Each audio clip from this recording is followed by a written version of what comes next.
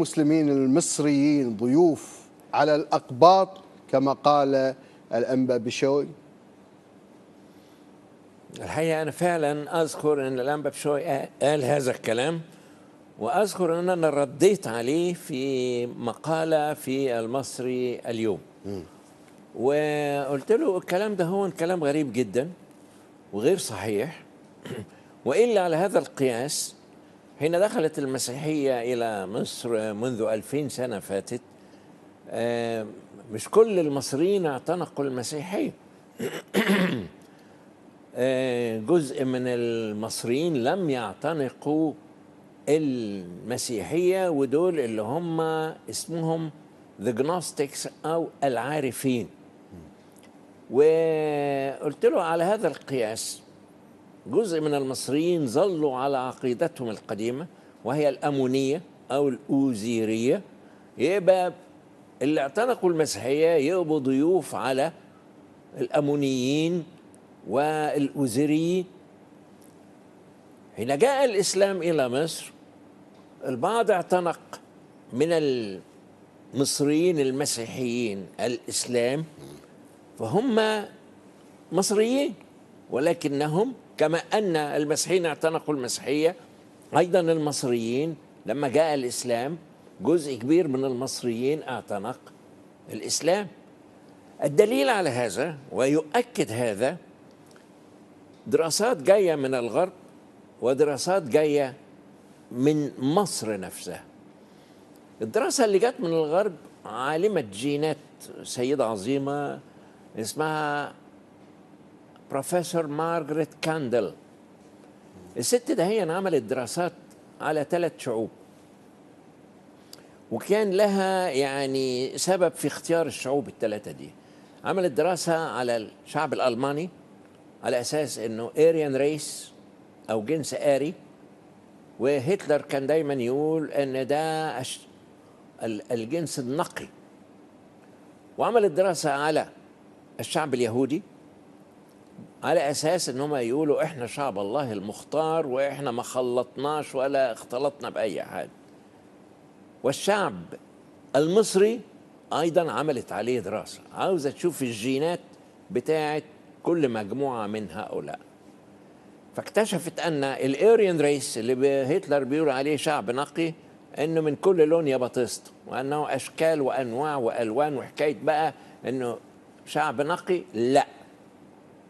جات على الشعب اليهودي وجدت أن يهود روسيا بيض زي الروس، ويهود أمريكا زي الأمريكان، ويهود إنجلترا زي الإنجليز، ويهود أثيوبيا لونهم أسود زي الأثيوبيين.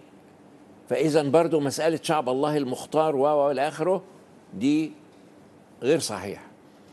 جات على الشعب المصري وبتقول أخذت عينات من جينات المصريين اللي هي عن طريق الدم من النوبة حتى اسكندرية، من الصحراء الغربية والشرقية، من النجوع والكفور والمدن والقرى، حتى عيادات الأطباء أخذت منها عينات من المسلمين والمسيحيين. فإذ بها تكتشف أن جينات المصريين من المسلمين والمسيحيين واحدة في 97.5% من العينات التي أخذتها. وهذا يؤكد ما قاله فلاندرز بيتري يمكن من 100 سنة فاتت، لما قال المشكلة في مصر ليس في غزوها، المشكلة في مصر هي في كيفية الوصول إليه. فنادرا ما تجد شعبا متماثلا في شكله الظاهري بل في طباعه وأخلاقه ومزاجه مثل الشعب المصري. ويؤكد هذا أيضا الكلام اللي قاله ستامب بالنسبة برضو للمصريين، نفس الكلام بتاع فلاندرز بيتري. البحوث اللي اتعملت أخيرا بقى، ودي كانت رسالة دكتوراه أنا ناقشتها من حوالي 3 أسابيع، العقيد الطبيب طارق طه في القوات المسلحة رئيس قسم البصمة الوراثية وقسم المناعة. الرسالة بتاعته ناقشناها من حوالي 3 أسابيع فاتت. ملخصها الكلام بتاع مارغريت كاندل ده صح ولا مش صح؟ خد عينات أكتر من اللي خدتها مارغريت كاندل، فطلع إنها 97.5% من جينات المصريين مسلمين ومسيحيين واحدة. والأخطر من كده كمان إن هو يعني جاب لنا دراسة رائعة على أن 88% وواحد من 10 من جينات توت عنخ آمون الأسرة 18 في المصريين جميعا. فنحن أحفاد هؤلاء الفراعنة اللي موجودين. الكلام ده نوقش مطلع النتائج دي كلها من الأول والآخر. الشيء الأعجب من هذا اللي عاوز أقوله برضو، دي نقطة مهمة جدا، البحث اللي طلع في الأمريكان جورنال اوف هيومن جينيتكس، المجلة الأمريكية للوراثة البشرية. البحث ده أي حد يقدر يطلعه من على النت، لأنه طلع في 4/6/2015.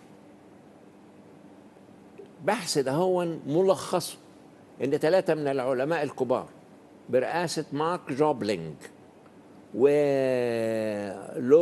باجامي وواحد ثالث اسمه توماس كيفلسيد عاوزين يعرفهم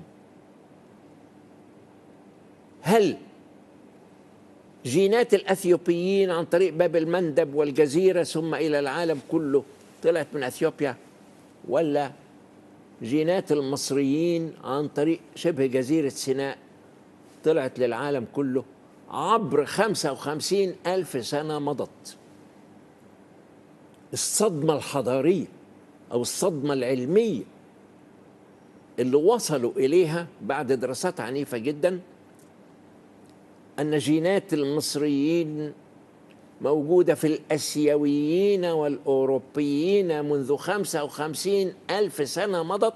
يطلع هذا البحث في الأمريكان جورنال اوف هيومن جينيتكس تحت عنوان Egyptians in all of us، المصريون فينا جميعا. فلما حد يقول ان مصر ام الدنيا، ام الدنيا جينيا، ام الدنيا من 55,000 سنة مضت. فالكلام اللي قاله الأنبا بشوي كلام غلط، يجافي الواقع ويجافي العلم ويجافي البحوث العلمية كلها من الأول آخر.